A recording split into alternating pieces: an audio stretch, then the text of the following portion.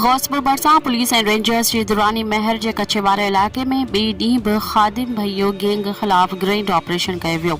जिते ऑपरेशन जी निगरानी एसएसपी कश्मीर कंधा कोट रोहल खोसो ऐं विंग कमांडर रेंजर्स करे रहिया हुआ। ऑपरेशन दौरान पुलिस ऐं रेंजर्स तरफ़ां भइयो गैंग जे बदनाम ॾोहारी ख़ादिम भइयो जी ठिकाणनि खे मिसमार करण ऐं कुझु ॾोहारियुनि ज़ख़्मी करण जी दावा पिणु कई वई आहे। वॾी तादाद में हथियार पिणु हथ करे जी बि दावा कई वई आहे, जिते ऑपरेशन दौरान पुलिस ऐं ॾोहारियुनि में जदीद हथियारनि सां फायरिंग ऐं रॉकेट लॉन्चर पिणु फायर कया विया, जिते ॿिए ॾींहुं बि हलंदड़ ऑपरेशन दौरान दुरानी महर वारे इलाइक़े खे सील कयो वियो आहे।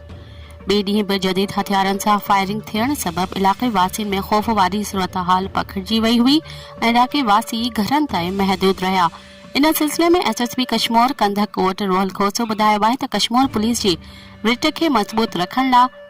ऐं भइयो गैंग जे ख़ात्मे ताईं ऑपरेशन जारी रहंदो। हुन जो वधीक चवणु हो त जेकॾहिं ॾोहारी पंहिंजो पाण खे कानूनी हवाले न कंदा त उन लाइ बहितर रहंदो त जॾहिं त कानून खां मथां केर बि न आहे।